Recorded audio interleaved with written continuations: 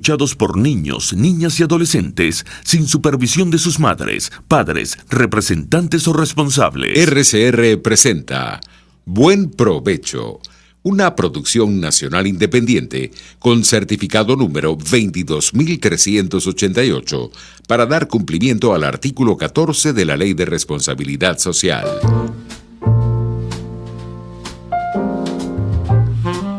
A partir de este momento, los invitamos a formar parte de esta mesa donde se componen y descomponen los problemas del país.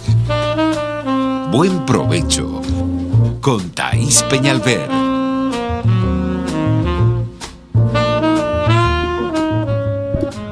Buenas tardes, maravillosa audiencia de Radio Caracas Radio. Bienvenidos todos a Buen Provecho.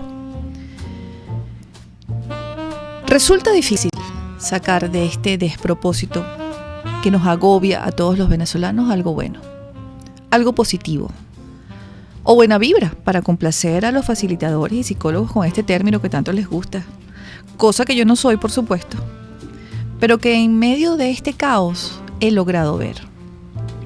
¿Qué ves? Me preguntarán ustedes. ¿Qué ves? Qué raro que Thaís está viendo algo bueno en todo esto. Y tienen razón, porque siempre soy determinante en mis dichos y comentarios. Fría, dura y quirúrgica. A veces.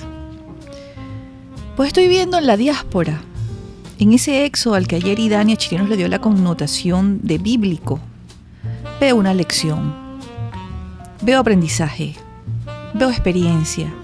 Y una nueva avanzada de venezolanos educados en otras tierras por la necesidad. Ese aprendizaje es bueno. Yo lo celebro. Porque aquí ni en 100 años lo iban a recibir. ¿De quién? Por ejemplo, si es que aquí quien está al margen de la legalidad es un héroe. Ese comportamiento es un atributo que muchos aprovechan y accionan a diario. Aquí quien es honesto es aburrido, es idiota. Y ustedes saben que es verdad. Los venezolanos aprenden al cruzar la frontera. Al llegar a otra tierra, los recibe la Cruz Roja. Les da las buenas tardes, los buenos días, las buenas noches. Les da una botella con agua. Los pasan a un campamento. Les hacen exámenes. Los tratan con amabilidad. Ese es el primer aprendizaje. Eso no existe aquí. Luego los recibe la policía. Y entonces se llevan la gran sorpresa. Un policía educado, honesto, que le brinda apoyo, solidaridad a esa persona que está llegando. No importa que sea un nacional, es un extranjero. Ese es el primer choque cultural que reciben los venezolanos. Un policía dispuesto a tenderle la mano. No solamente en Colombia, en Brasil, en Ecuador, en Perú, en Chile y en Argentina, encuentran a ese policía. Porque ese es el deber ser. Funcionario que trabaja para el Estado tiene que ser el mejor pagado y el mejor formado.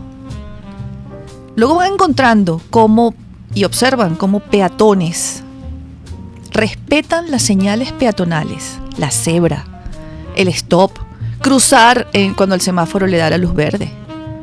Y ven cómo los vehículos y sus conductores respetan a esa ley que se llama el semáforo. Eso no lo ven aquí. Ya ahí vamos avanzando, ¿verdad? Ya ahí hay un choque cultural, pero para bien. Ya saben que se tienen que comportar. Ya saben que tienen que respetar. Y luego podemos ir al gobierno. Ven un gobierno que no ataca a la gente, que no persigue a la gente. Ven a los gobernantes incluso preocupados por ellos. Y viajan hacia la frontera, los cancilleres, los ministros, los gobernadores se acercan. ¿Por qué les estoy diciendo que aprenden? Bueno, porque quiero recordar uno de los primeros episodios que reseñaron los medios de comunicación en Bucaramanga, si no me equivoco, uno de esos primeros éxodos, y los llevaron y los metieron en un gimnasio, en un estadio, en un gimnasio. Temporalmente, provisionalmente, Esos términos aquí se significan permanencia. En esos lugares son realmente lo que significa su concepto, temporal, por un tiempo. Cuando decidieron sacarlos porque era un estadio o un gran gimnasio, porque comenzaban unos juegos, se alzaron los venezolanos. Dijeron, de aquí no nos vamos. Y está la grabación, está el video en el que el policía amablemente le dice a la muchacha venezolana, es que usted se tiene que ir de aquí. No, yo no me puedo ir, que me busquen para dónde irme. Que me busquen para dónde irme porque yo tengo un muchacho. O si no, que nos busquen a dónde irnos las mujeres con los muchachos, con los niños. Señora, esto es privado. Pues no debería ser privado porque nosotros lo necesitamos. Busquen el video, búsquenlo. Los primeros meses, enero, febrero. Pero señora, esto tiene un dueño. El dueño de este local, de este lugar, lo necesita desocupado porque vienen, no tienen que utilizar. Pues no. ¿Por qué? ¿Por qué ese pues no? Porque se acostumbraron y les gustó tomar lo ajeno. Que les dieran lo que no les pertenece. Y lo que no te pertenece es lo que tú no has trabajado con esfuerzo, sacrificio y constancia. Llámese dinero, llámese casa, llámese carro o moto. Los acostumbraron a darles dinero a cambio de una cantidad de cosas. Los acostumbraron a anotarse en listas para negociar su voto. Los acostumbraron y les gustó que los utilizaran. Entonces, si son 4 millones, si son 5, y están aprendiendo a ser gente, a ser ciudadanos, a trabajar. Alguien me decía en estos días que había comentarios venezolanos en el exterior que decía, aquí estoy trabajando todo el día. Bueno, pero aquí hay venezolanos que trabajan todo el día, todos los días de su vida. Yo creo que sí hay un aprendizaje. Pues bienvenido sea, y bienvenidos sean todos educados. Y los que están aquí, pónganse las pilas.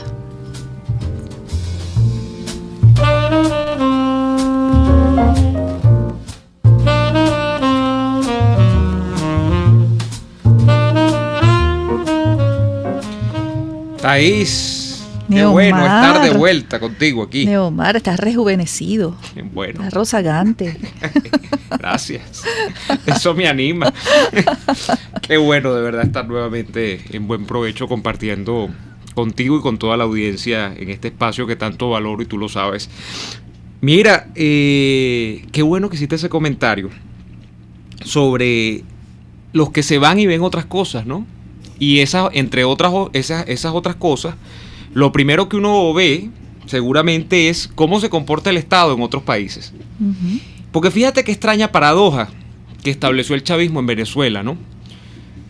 Que por cierto arrastra de suyo algunas taras que ya heredaba la sociedad venezolana de los regímenes políticos anteriores, pero que es explotada en grado sumo durante la época del chavismo con Chávez primero y luego con Maduro. Es una especie de doble estándar, porque fíjate qué ocurre acá. Acá en Venezuela tenemos instalado en el cerebro un concepto o una idea que va más o menos así. Todo cuanto el ciudadano venezolano puede hacer, tiene que estar o necesariamente debe estar resguardado por el Estado.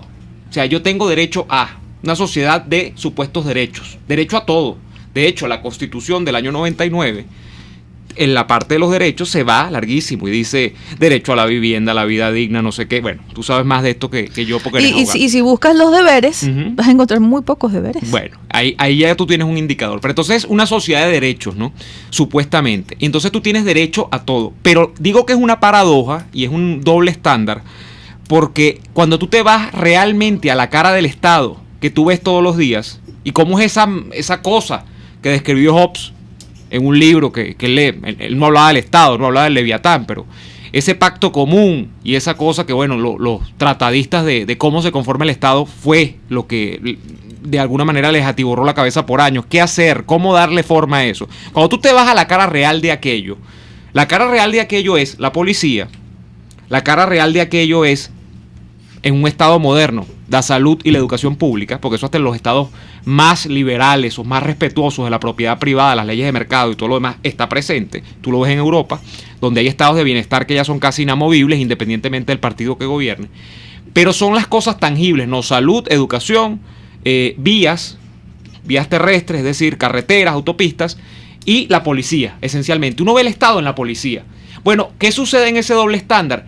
El ciudadano en el fondo no espera nada del Estado. El venezolano sabe que no puede confiar en la policía. El venezolano sabe o tiene en su cabeza lamentablemente la idea de que todo policía es un ladrón y es un corrupto. Que generalmente eso no, o generalmente no.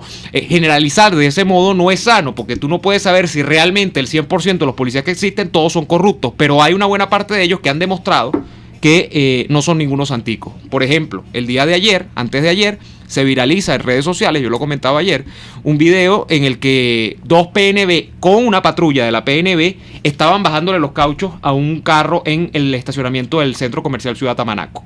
O sea, estamos hablando de que policías utilizando los vehículos del Estado, ataviados con los uniformes de los cuerpos policiales del Estado, hombres con placa, estaban robando. Todo lo que estaban haciendo. O sea, eso te da una idea del problema. Y se han visto muchísimo. Y los agarraron y entonces, claro, y los filmaron y los sometieron a escarnio público, ahí hubo un escándalo, yo no sé si se los llevaron o no se los llevaron. Pero el hecho es que mientras tú, hay una cosa extrañísima y es esa, mientras tú, o a la par de que tú esperas todo del Estado y tú dices, mira, a mí me tienen que dar todo porque estamos en Venezuela y aquí hay petróleo. Y aquí los niños nacen con la arepa debajo del brazo. Y mientras todo esto sea así y siga habiendo petróleo, el Estado tiene que seguir encargándose de mí. Como esa dama que tú describías, que también la sacaron en un video en la frontera. Me está diciendo Víctor Duque acá en mi cuenta de Twitter, me está aclarando que ese episodio fue en Cúcuta, en una cancha deportiva de la comunidad. Lo triste, pero es que yo creo que... Yo la recuerdo a ella diciendo, a mí, yo quiero mi vivienda digna. Bueno, ¿y qué es eso? Esa es la exportación del chavismo mental y de la forma de ver la relación del Estado ciudadano que tienen muchos venezolanos actualmente. Ese es el gran cambio de paradigma urgente en la sociedad venezolana. Pero yo sigo con ese punto, porque a la vez de que tú reclamas todos los derechos, en el fondo tú no crees nada del Estado, porque si no confías ni en la policía. O sea, la gente tiene tal desconfianza que la gente va a las dependencias públicas, va a un ministerio a tramitar una apostilla, y la gente sabe que alguna cosa va a pasar en el camino. La gente sabe que ese burócrata va a ser un burócrata kafkiano, de esos como los del proceso, que nunca termina. O sea, que es algo, porque algo va a pasar, es la ley de Murphy, pues expresada. Pero disculpa que te interrumpa. Y eso no ocurre, Thais, quiero cerrar, eso no ocurre en otros países. Ahí está el gran problema, que van a otros países y el policía no es sobornable, el policía está allí, el policía guarda respeto por el uniforme que porta y van a dependencias públicas que más o menos funcionan. Claro, esto no es generalizable. Yo no sé cuál es la realidad exacta en México, como sea la que tiene Perú o como la que tiene Argentina. Pero en general existe un concepto de la burocracia más positivo que el que tenemos en Venezuela, que es todo lo negativo que puede ser. Porque hay una burocracia, que es decir, unos funcionarios del Estado que más o menos están allí para hacer una tarea. Eso no pasa en Venezuela. Claro, y no pasa porque... Si el funcionario se le ocurriera en uno de esos países intentar sobornar, intentar robar a la persona o extorsionarla, esa persona lo denuncia. Existe, o sea, existe un sentido de pertenencia y se ejerce la ciudadanía, no lo permite. No lo hace porque lo van a denunciar, no lo hace porque le tiene respeto a ese ciudadano y sabe que no va a quedar impune. Entonces, ¿qué es lo que no hay? Una institución.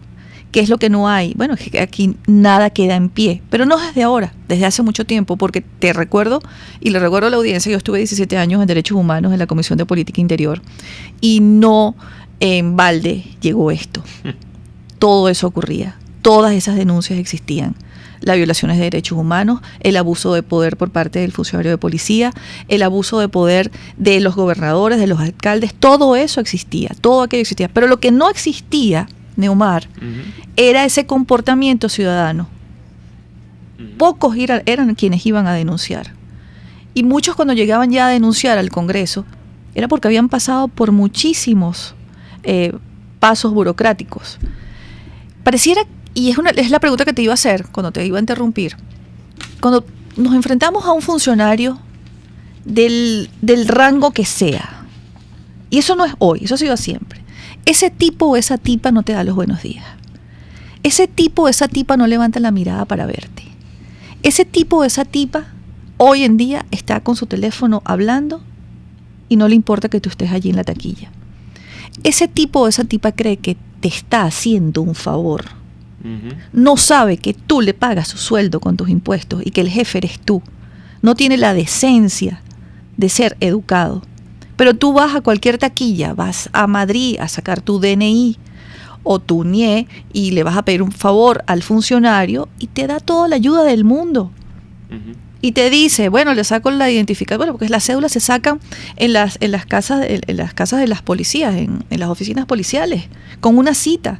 Llegas en la mañana, esperas tu turno, te dan tu cédula de identidad y además hasta te preguntan, ¿quieren que le apostille algo? Así, en minutos, no, porque aquí lo tengo, le pongo el sello y ya está.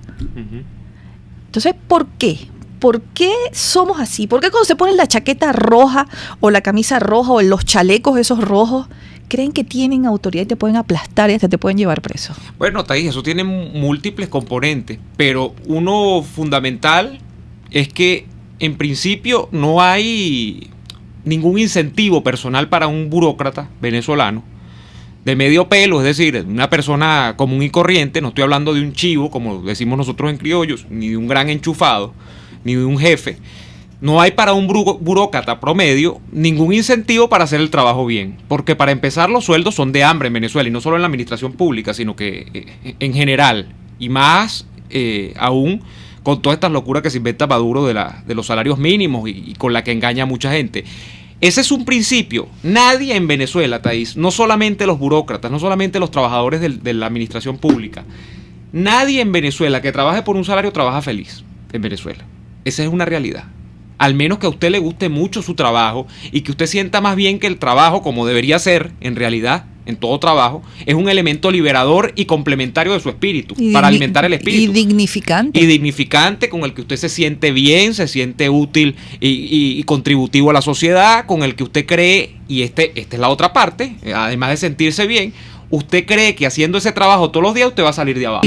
Usted va a tener lo que llaman los sociólogos, los economistas, movilidad social ascendente. Usted va a salir de esa modesta vivienda popular hacia un pequeño apartamento y luego quizá, bueno, quién sabe, a la vuelta de unos años usted pueda meterse en un crédito, trabajando en el sistema bancario como se trabaja en todos los países del mundo con regularidad. Usted puede optar un crédito y se compra una casita en una mejor urbanización, y así quizás sus hijos ya no tengan una casita, sino que se compren una quinta, y esa es la historia de las sociedades que avanzan. Ese es el deber ser. Eso es una cosa que se forma en la cabeza de la gente cuando trabaja. Eso no puede estar en Venezuela porque no hay elementos racionales para pensar en eso, con los sueldos y la estructura. Eso para todos. Pero en segundo lugar, y ya tenemos que ir al corte, lo sé, está el tema de que la gente en Venezuela, en ausencia de ley, en ausencia de imperio de la ley, y donde todo es discrecional, el funcionario se siente prevalido de una especie de poder especial para decidir quién vive y quién muere. Así es. O sea, es el funcionario, y esa chaquetica roja, como tú dices, un símbolo de poder por encima del poder. Es decir, cada hombre con la chaquetica roja tiene detrás de sí una especie de, de llave que abre las compuertas del cielo. Entonces, de esa manera se siente. Ese complejo que tienen, yo nunca fui a discoteca, ni fue así de eso, ¿no? Pero ese complejo que dice que tenían los porteros de discoteca, es que no, que se creen unos tipos importantísimos. Entonces tú te paras para allá y tú te paras para acá porque tú puedes entrar y tú no puedes entrar. Ese es el complejo de portero de discoteca que tienen los funcionarios públicos. ¿Ese no es el bisnieto de Mujiquita? Ah, bueno. Ya volvemos, amigos, porque no avanzamos, no evolucionamos. Ya volvemos con este buen provecho con Neomar Hernández. Usted escucha Buen Provecho con Thaís Peñalver por RCR 750 AM. El sabor está en Coco Factory. Acércate y saborea la mejor cocada de Caracas, pero también tienen agua, aceite, galletas, helados, caramelos, conservas y esencia de coco. El coco es 100% natural, energético, hidratante, remineralizante y refrescante. Coco Factory está en la avenida principal de Santa Mónica, Teresa de la Parra, edificio Codazzi, frente a la antigua estación de combustible, y en La Rosaleda, San Antonio de los Altos. Coco Factory, sin cocos no hay paraíso. Sintonícenos a través de Periscope, @RCR750, la radio que se ve. RCR 750 AM, porque lo bueno une.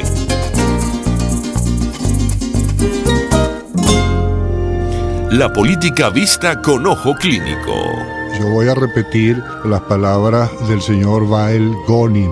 Ningún país avanza cuando la sociedad está dividida de este modo. Y el principal rol del presidente de la República es el de unir. Luis Enrique Alcalá es el doctor político. Todos los sábados a las 12 del mediodía nos presentará a la política como arte de carácter médico. Doctor Político, solo por RCR 750 AM. Porque lo bueno une. Los grandes temas se debaten en la mesa. Buen provecho con Thaís Peñalver, @RCR750. Continuamos, amigos, con este programa especialísimo. Yo lo anuncié en las redes sociales como una mente brillante y no me canso de decirlo, porque es que tenemos también que aprender, entre otras cosas, a alabar a las personas, a decirles que el reconocimiento de una persona cuando es inteligente, cuando es brillante, cuando es un buen ciudadano. Y yo me siento muy, pero muy satisfecha, muy orgullosa, muy feliz porque esté con nosotros Neomar, ya recuperado. Nosotros no escapamos de lo que está pasando aquí. Nosotros somos seres humanos también, tenemos familia. Y quizás para nosotros es más fuerte porque nosotros nos encargamos de estudiar y analizar esto a diario, de llamar la atención. Y mira que llamamos la atención en ciertas cosas, Neomar. Así es. Mira que advertimos cosas. No se hace así, no lo hagan así. Corrijan esto. No se sienten a dialogar, no se sienten a negociar. No entreguen el referéndum revocatorio, luchen por las regionales. Y mira que nosotros también nos agotamos. No se presten para una farsa electoral que no es tal cosa. Así es, así lo dijimos. Pero bueno, uno no es, Thaís, uno no es jefe de partido, ni es cada quien, y yo creo que ese es el gran problema también, uno de los grandes problemas de la sociedad venezolana. Yo digo el gran problema, no, uno de los, porque son muchos.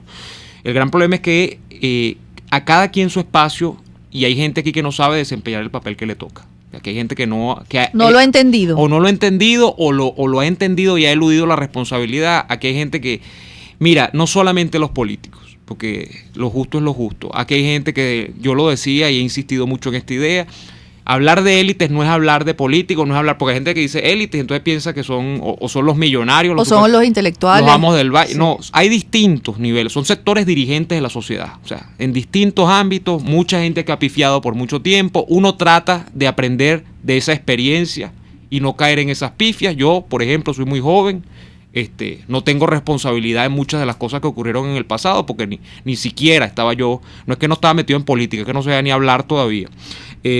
Pero trato de tomar la experiencia de cosas que han pasado para un poco enmendar la plana en términos personales y en lo que yo pueda hacer en términos colectivos dentro de los grupos en los que me muevo.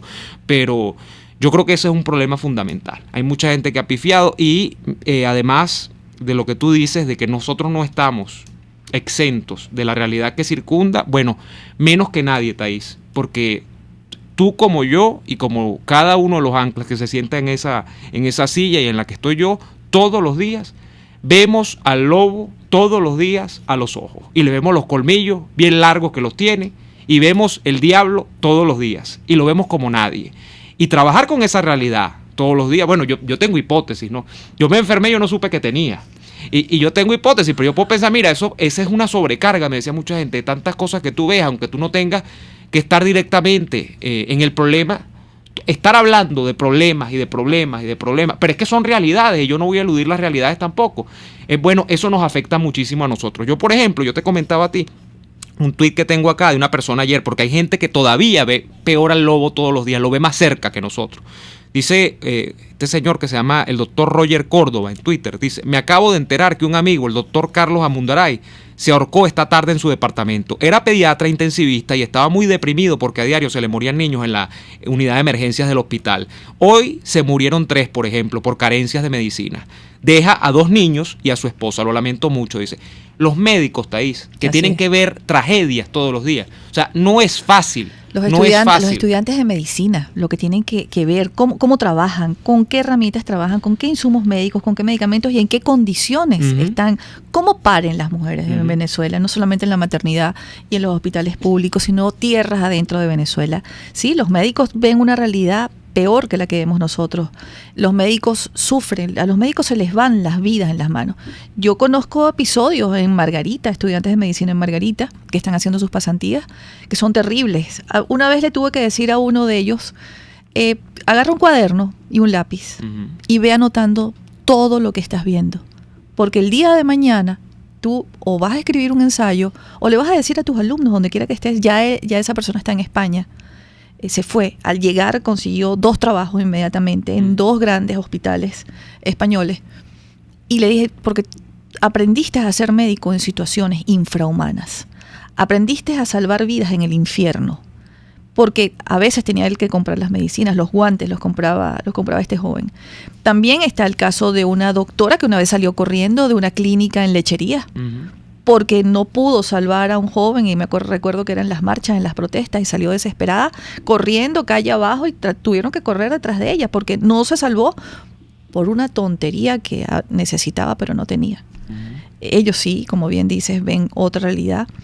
Y en el ambiente, eso está en el ambiente, Neomar. El dolor de la gente está en el ambiente, y quienes somos personas sensibles a lo que le pase al país, sensibles a lo que le pase al prójimo, a nuestros hermanos venezolanos, lo percibimos. Se puede tocar en el ambiente el dolor de las madres con los hijos enfermos, el dolor de los enfermos crónicos que no consiguen sus medicamentos, el dolor de los médicos que no tienen en los hospitales públicos los insumos para salvar vidas. Tanto dolor y tanta tragedia la sentimos, y nosotros vivimos en unos guetos. No somos de esa clase de venezolanos que están en las calles tomándose fotos, porque eso también lo ve el mundo. Dice, son dos realidades paralelas. En estos días vino alguien fuera de Venezuela, tenía tiempo que no veía, y me decía, pero bueno, no entiendo, yo estoy mandando medicina, estoy mandando alimentos, estoy mandando cantidad de cosas, y paso por algunos lugares que ciertamente son una minoría, pero estoy viendo que hay una Venezuela que está ajena a este dolor. Entonces, famosas burbujas, ¿no? Así es, pero ¿hasta cuándo puedes estar en la burbuja? Bueno, y en medio de todo esto, de todos estos pesares, Thaís, y es lo que es una metadiscusión que hemos tenido sobre el fin de nosotros. O sea, el fin no, la utilidad. El fin en sí mismo. La utilidad que puede tener cada uno de nosotros acá. Bueno, justamente yo creo que lo que hacíamos en el primer segmento está orientado en ese sentido, de decirle a la gente, mire, hay otra posibilidad, hay otra realidad. O sea, lo que vive Venezuela no es lo mismo que se vive en todas partes del mundo. Venezuela en algún momento fue un sitio mejor. Yo creo que la memoria histórica es muy útil para eso, para recordarle a la gente que Venezuela en algún momento, con todas sus imperfecciones, era llamada la vitrina o la ventana de la democracia en América. Lo están recordando estas campañas de solidaridad de los venezolanos que están llegando a otras tierras, y lo están recordando. Recuerden que nosotros les abrimos los brazos sin pedirles nada a cambio. Así es. Y más que pensar en el pasado, pensar en el futuro. Y pensar en el futuro, bueno, también entraña decirle a la gente, hay que aguantar, usted verá cómo aguanta. Y eso usted verá cómo aguanta es una decisión personalísima, porque hay gente que, bueno, que el aguantar justamente pasa por no seguir aquí. Puede irse esa persona del país, si tiene los medios, bueno, es perfectamente válido que lo haga, porque esencialmente lo que se persigue en medio de toda esta tragedia, y el mejor favor que puede hacerse usted mismo y el mayor daño que puede infligirle usted a quienes nos gobiernan, es seguir con vida. Y seguir con vida, seguir vivo, sobrevivir a esta tragedia, es el fin último que tiene que tener cualquier ciudadano que quiera rescatar a Venezuela después de lo que ocurre acá. Bueno, pasaron muchas cosas en el mundo, Thaís. Si usted ve lo que ocurrió con Hitler, bueno, fue una cosa espantosa que nadie en la humanidad, y menos en el siglo XX, por ejemplo, podría imaginar que algo así iba a ocurrir en una sociedad moderna, y menos en Alemania, que es la cuna de todo, inclusive la cuna de la filosofía. Una gente que ha reflexionado por décadas, por siglos, sobre el deber ser del hombre, mira en lo que devino la clase dirigente de ese país, y lo hizo por muchos años, hizo mucho daño. Pero mira lo que es Alemania hoy. Lo mismo ocurre, por ejemplo, bueno, con lo que fue con el comunismo soviético y toda la irradiación que tuvo en Europa del Este. Las cosas que se veían en Europa del Este eran terribles, y hay países allí que han tenido un auge, de alguna manera, bueno, con sus problemas, permanencia de mafias, de tratas de blancas y cosas, pero son países que no tienen nada que ver con aquella pobreza. Neomar. Así es. Croacia con un país país tan pequeñito después de la crueldad que vivieron, esa lucha de hermanos contra hermanos, aquello, cuando lees los libros de Kaplan, que estuvo allí y vio aquello, cómo el vecino del frente, cómo el hermano, cómo sapeaba. Sí, sapeaban y además se mataban entre ellos. Y cómo Croacia hoy es el país que es. Sobrevivieron, Thaís, Así y son sociedades que sobrevivieron, claro, con costos humanos muy Resistieron. Pero en medio de todo eso, a uno lo que le queda es recalcar que eso es posible. Y yo creo que esa es una de las funciones básicas que tenemos nosotros acá. Mira este ejemplo. Juan Cerrada nos escribe y nos dice: hola Thaís, soy TSU en electrónica, botado de PDVSA, vivo en Estados Unidos. Limpiaba casas sin permiso. En mediodía registré mi compañía y ahora llego a pagar hasta $17,000 al año de impuestos. He aprendido muchas normas cívicas en este país y regresaré a aplicarlas. Sí, es así, Juan, es así. Imagínate, alguien que se va, arranca desde cero, para no entrar en detalles, luego monta una compañía propia y se siente orgulloso porque es un contribuyente. Además, porque esa persona seguramente entendió lo que es el Estado. Y el Estado en los Estados Unidos, valga la cacofonía, es muy visible, pues. Usted ve que en Estados Unidos los huecos no existen en las calles, muy poco hay usted huecos en el asfalto. Y que existe un hueco para que veas cómo los contribuyentes reclaman. O que su carro caiga allí, usted pierda rin, caucho, amortiguador y todo, y usted va y mete un tribunal y mete y vamos a ver cómo termina la película. Pero ese tipo de cosas, usted ve allí que la mano del Estado existe y por tanto hay gente que existe, como este venezolano que está allá, que pagar impuestos sirve para algo, que es lo fundamental, ¿no? Y que además es una sociedad, fíjate, el Estados Unidos, como en la mayoría de las sociedades del mundo, se da este fenómeno que es el que es inverso en Venezuela, porque Venezuela es excepcional en muchas cosas. El Estado vive de los ciudadanos. Si en Estados Unidos dejan de pagar impuestos, bueno, allá veremos un gran problema, porque el Estado vive de los ciudadanos, de los taxpayers. En cambio acá en Venezuela, no, aquí los ciudadanos pretenden vivir del Estado, y no es nuevo esto es muy viejo. Bueno, ese es el choque cultural del que hablaba en mi editorial, que agradezco a quienes les gustó. Eso también se lo están encontrando. ¿Con qué van con un barrilito de petróleo en la frente, con el cuento, la historia bárbara y cretina de que somos un país rico. No somos ningún país rico. Ningún país rico termina como hemos terminado nosotros. Ningún país rico persigue a la gente. Ningún país rico. Los países ricos los hace su gente. Los hace todos estos empresarios industriales, la agroindustria, todos esos que han barrido a lo largo de casi 20 años. Eso es lo que construía un gran país. No el petróleo que tenemos bajo tierra. Yo cerraría, dejaría una micro oficina de lo que fuera de petróleos de Venezuela y le diría a los venezolanos, si yo fuese político, si yo estuviese en esa construcción, aquí hay que trabajar, porque el que no trabaja no come. Así es. Y eso no lo quieren decir los políticos. Es difícil. No lo quieren decir porque tienen a una sociedad, a una jauría que está esperando que les ofrezcan algo. Y no hay nada que ofrecer ya, Neomar. Se lo robaron todo. No, en Venezuela hay poco que ofrecer. Yo he dicho que en medio de una ausencia de bienes materiales, tangibles y cosas, bueno, a la clase política no le queda más que ofrecer que principios y valores, ¿no? Y por supuesto, planteamientos que ilusionen, pero ilusionen en el buen sentido de la palabra, como te digo. Pensar en este país post-chavismo, post-debacle, post-todo esto. Post-populismo, post-socialismo democrático, entre comillas. Así es, pero ese es el problema, que nadar contra una cultura política heredada no de ayer, no de Chávez, sino muy larga, que claro, tiene atenuantes, porque yo no puedo decir que Betancur, que yo no pueda decir eso, que Betancur es igualito a Chávez, imagínese usted esa infamia, pero que ciertas corrientes de estatismo, de colectivización, y eso son una constante en la historia política moderna de Venezuela. Nadar contra eso es contra lo que no se atreven la mayoría de los sectores dirigentes, porque claro, es más difícil construir desde cero que montarse en un edificio que ya está medio a andar, ¿no? O sea, un edificio que usted pretende que sea de 20 pisos, pero ya tiene 15 hechos, y que ya sus cimientos están hechos con un material determinado, las cabillas buena comparación. Eso y es más difícil que hacer el movimiento de tierra, que poner los pilares y armar un edificio. Claro, es mucho más fácil. Y eso explica, ese es un poco el despacho, ¿no? de la explicación de esta idea que siempre, sobre la que me preguntan, bueno, ¿por qué en Venezuela no hay partidos que escapen del socialismo democrático, del socialismo, de toda cualquier variante vegetariana, carnívora del socialismo? Bueno, por eso, esa es una de las partes de las explicaciones, la explicación de la cultura política. Es muy difícil armar desde cero, es más fácil construir sobre lo que ya está armado y sobre cosas que ya la gente tiene internalizadas muy en su microchip cerebral, ¿no? O sea, eso es más fácil así. Vamos a una pausa, Neomar. Y al regreso vamos a hablar de algo importantísimo, porque estamos ya conversando abiertamente de una Venezuela que va a venir. Bueno, nada es eterno. Eso es lo único que podemos asegurar nosotros. Claro, a esta altura del partido nada es eterno. Nada es eterno. Es lo único que podemos decir. Así es. Pero el momento de la construcción, que no porque re significaría que queda algo en pie y nada queda en pie, ese es el momento de la ciudadanía. Y por eso nosotros estamos desde hace tiempo en este rol fastidioso, educativo, orientador, porque es lo que van a hacer los ciudadanos. ¿Qué querrán los ciudadanos para el día de mañana? ¿Van a seguir con el cuento del socialismo y la reguladera de productos y la persecución a la empresa privada, la persecución, el control por parte del Estado y de los gobiernos al sistema de justicia, que es el pilar fundamental de las democracias? ¿Qué es lo que queremos para mañana?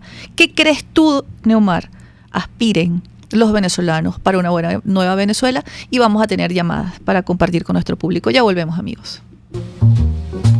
Usted escucha Buen Provecho con Thaís Peñalver por RCR 750 AM. Son las 12:38. No te quedes sin conocer Los Roques en estas vacaciones de verano. Te ofrecemos los mejores precios en Casa Turpial. Dale unas vacaciones inolvidables a tus hijos con nuestras ofertas especiales. Aplica solo a menores de 12 años. Síguenos en Instagram o llámanos por los teléfonos 0414-330-4342 o 0212-490-7687. Posada Casa Turpial. Posada Casa Turpial. Puedes seguirnos en nuestras redes sociales. En Twitter, @RCR750, la radio que se ve. RCR 750 AM, porque lo bueno une. Pluralidad contigo, respeto contigo, responsabilidad contigo, libertad contigo. Estamos contigo y punto. De lunes a viernes a la 1 de la tarde. Contigo, solo por RCR 750 AM. Porque lo bueno une. Les estamos presentando Buen Provecho con Thaís Peñalver, solo por RCR 750 AM. De vuelta en Buen Provecho. Vamos a recibir llamadas de ustedes a través del 482-9750, 482-9750. No sé si tenemos llamadas ya, Thaís. No. Sí, bueno, pero mientras tanto vas a responderme. Ajá. Porque no te vas a escapar. Sí. ¿Qué quieren los venezolanos? ¿Qué crees tú que quiera el común denominador en este momento? Fíjate que esa experiencia de, yo no sé si son, si es uno, si son dos, si son 3, si son 4, los millones de venezolanos, pero se cuentan por millones, por cierto. Por menos de 1 millón no hay en el exterior. De que hay venezolanos de alguna manera empapándose de la experiencia o de la relación ciudadano-estado en otros países. Y en otros países eso va desde Colombia, que la tenemos aquí al ladito, el Brasil, que está debajo, Argentina, que está mucho más abajo, igual que Chile, donde se ha convertido el Chile en un receptáculo importante venezolano, hasta para arriba, la gente que se va al norte, a los Estados Unidos, a Canadá, y la gente que ha brincado el charco, como decimos nosotros también, que está en Europa, o mi primo que está en Australia, que está en Melbourne. O sea, gente que ha visto la relación, porque el Estado existe en todas partes, hasta nuevo aviso, digamos, el ser humano no ha conseguido otra manera de... El Estado es la representación jurídica de la nación. Así es, y en estos momentos no hay, yo no dudo que dentro de 100 o 200 años, bueno, las sociedades busquen otro modo de organizarse, pero de momento hay una incómoda tensión, una relación que es tensión permanente entre Estado y ciudadano. Esos ciudadanos han visto esa relación en otras realidades diversas, 20, 30 realidades diversas. ¿Qué va a pasar cuando esto termine de tener su punto cúlmine? Que esos ciudadanos ya no van a ver esa relación ciudadano-estado como la veían cuando estaban adentro de Venezuela. ¿Qué van a hacer esos ciudadanos en ese momento? ¿Van o no van a ser factor de presión para que en Venezuela se introduzcan cambios. ¿Y van a ser protagonistas y copartícipes de esto? Y muchos se quedarán en sus sitios de asiento actuales, pero yo estoy seguro que muchos buscarán regresar, porque dirán, si esto ha cambiado, y si esto hay que hacerlo de cero, ni siquiera es que, como dices tú, que hay que rehacerlo, sino que hay que hacerlo de cero.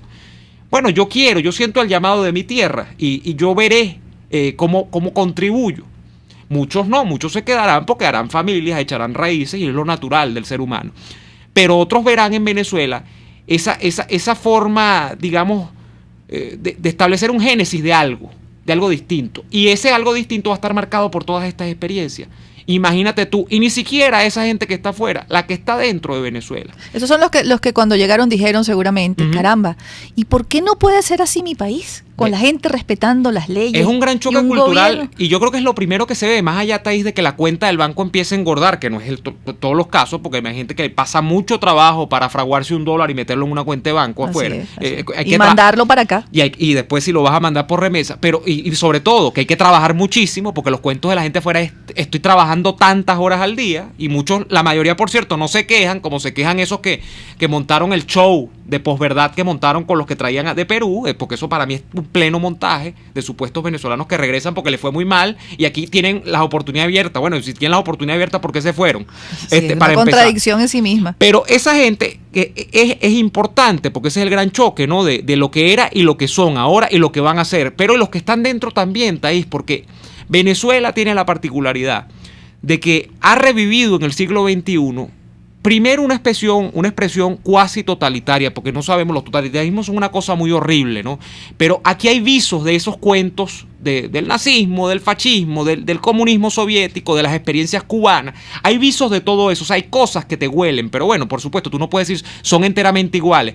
Pero además de revivir eso, ha revivido nuevamente algo que la gente pensaba que cuando en los 90 fueron toda ese seriado de obras que hay, el fin de la historia, el fin de las ideologías. ¿Por qué? Porque la vertiente socialista real colapsó con el muro de Berlín simbólicamente. Y la gente decía, el comunismo se acabó. Queda Cuba por allí, que es una cosita en el Caribe que no produce nada y a nadie le importa. Y bueno, y tiene un tipo con una barba largota que tiene décadas mandando. Y todo lo demás, quedan unas cositas en Europa del Este. Bueno, por ahí está Lukashenko y ese tipo de cosas. O sea, unos rezagos de los satélites de la Unión Soviética, pero Alemania y la Unión Soviética, que es lo más importante, han colapsado, son otra cosa. Bueno, la experiencia de Rusia después de eso no es que sea muy afortunada, pero no es la experiencia comunista previa. Venezuela trató de revivir la ilusión comunista en el pleno siglo XXI en un país petrolero. Y eso es una complejidad terrible que ha llevado a que mucha gente, constatando lo que es el comunismo en carne propia, porque aquí no voy a empezar con disquisiciones, que la gente empieza, que todavía no. No, esto no es comunismo, esto es más bien fascismo, empiezan con unas categorías, porque claro, gente de izquierda que le cuesta definir, ¿no? Pero no, fijación de precios, un Estado cada vez más omnipotente y omnipresente. O sea, no le busques de dibujar otro esquema porque o se parece mucho. Entonces, cuando hemos visto eso, hay mucha gente que no va a querer saber nada de eso, Thaís. La mayoría de los que están adentro van a decir, mira, yo no quiero más controles de precios. Yo no quiero saber nada de eso. Eso es otra de las cosas buenas. Tenemos unas llamadas allí pendientes, Neomar.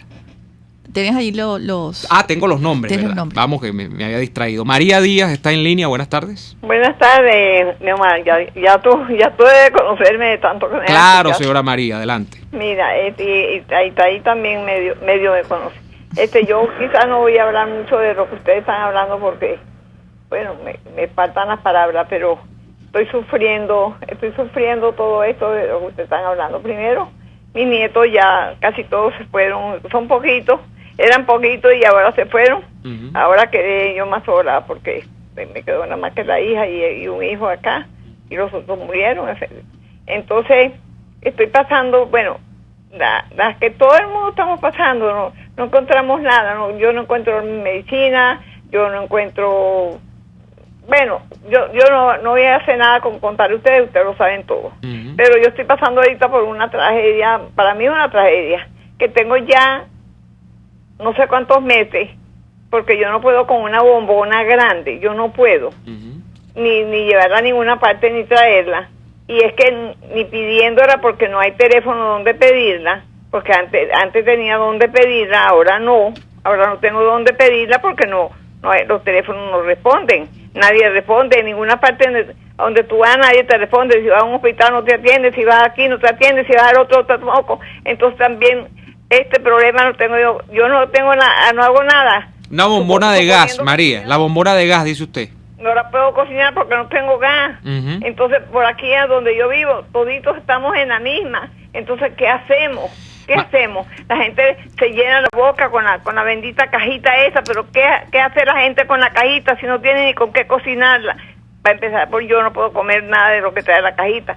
Pero bueno, para que tú veas mi tragedia es tremenda, es terrible, y así como yo, no sé cuántas personas, tengo el problema ahora que no tengo ni idea del bendito cono ese, ni cuánto voy a cobrar, ni qué me van a pagar, ni si me va a alcanzar, ni nada. Bueno, María, Como la de lo señora que María, estábamos ¿cuántos hablando. millones de venezolanos? Tenemos que ir a una pausa. Así es. ¿Cuántos millones de venezolanos están igual con la señora María?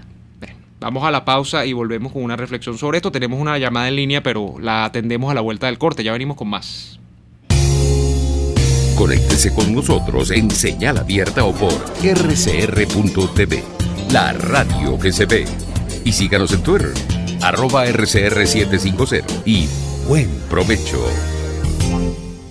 Son las 12:48. Puede seguir nuestra programación a través de rcr.tv, la radio que se ve. Cuando hablamos de economía, pensamos en grandes cifras, en inflación, escasez, productividad. Sin embargo, en RCR todos los sábados a las 8 de la mañana le enseñamos que hay otra vía.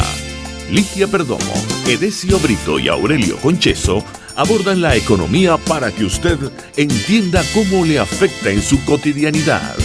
La otra vía. Hablamos no solo de las grandes cifras, sino también de las pequeñas, de las que afectan a su bolsillo. La otra vía, los sábados a las 8 de la mañana por RCR 750 AM. Los grandes temas se debaten en la mesa.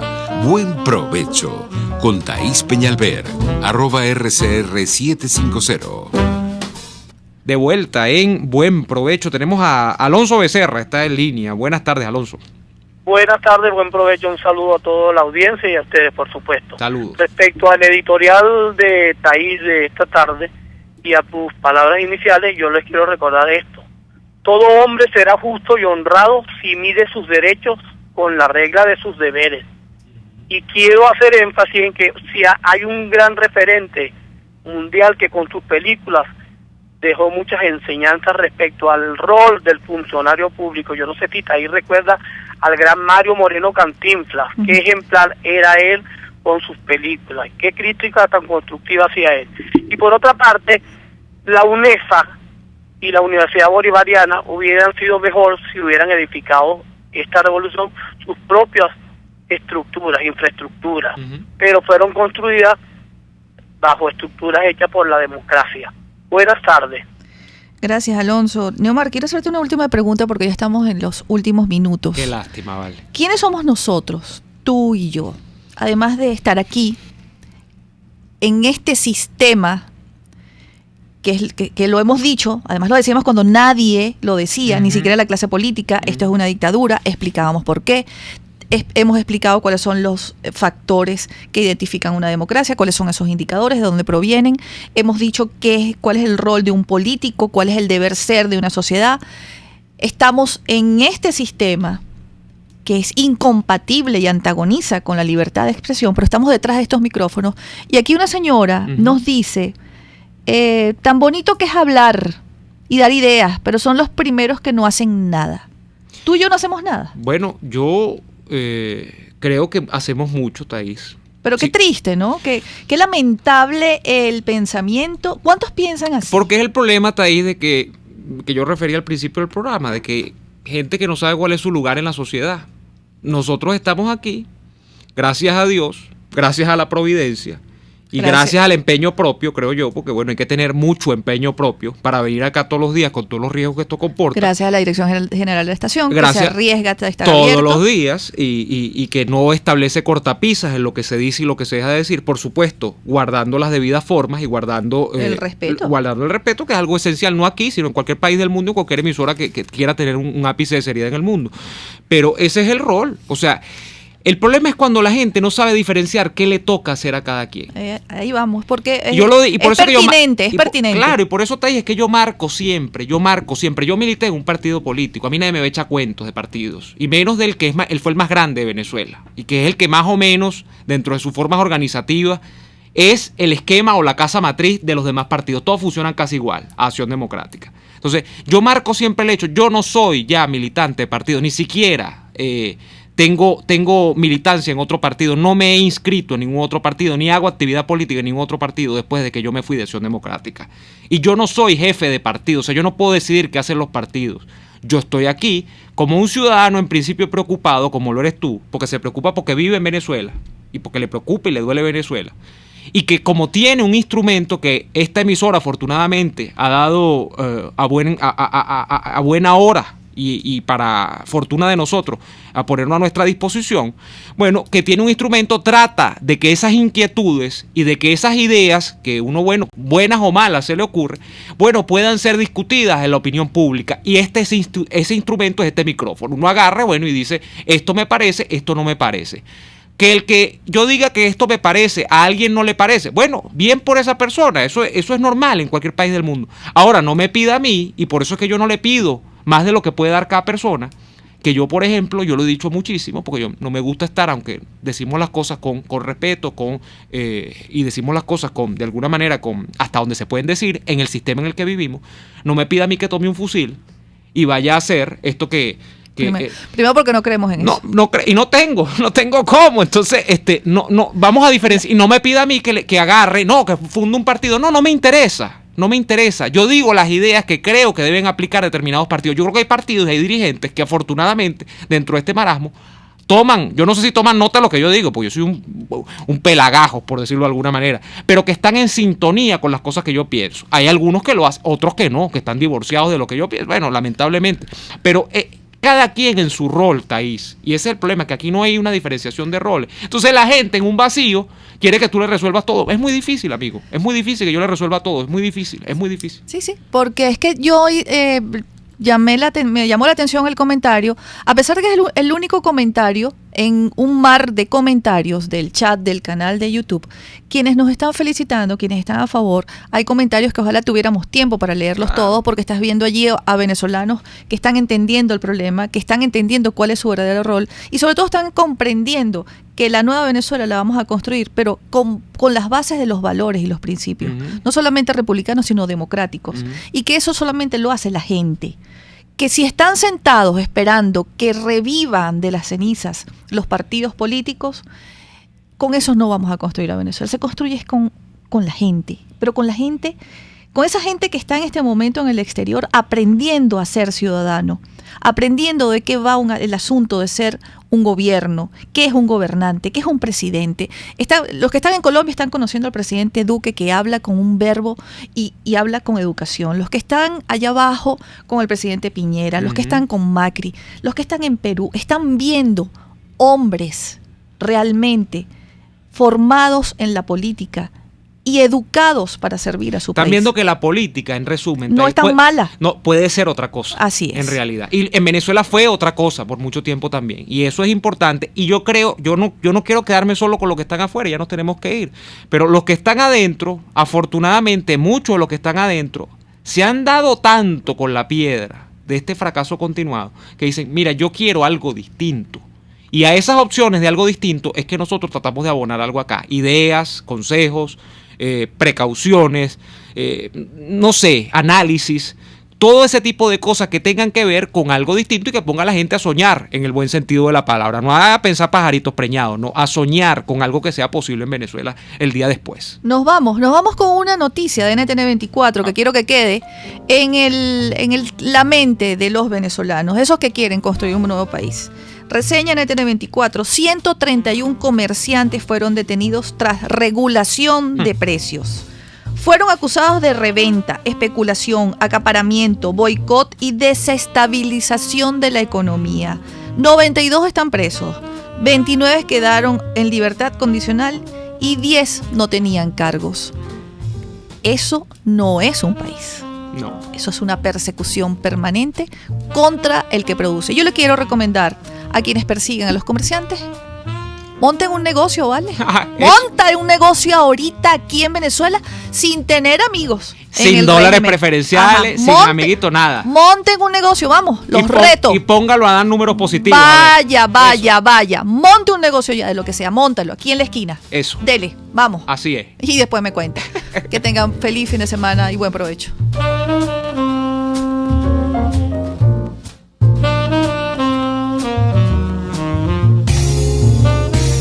RCR presentó Buen Provecho Con Thaís Peñalver. RCR 750 AM, porque lo bueno une.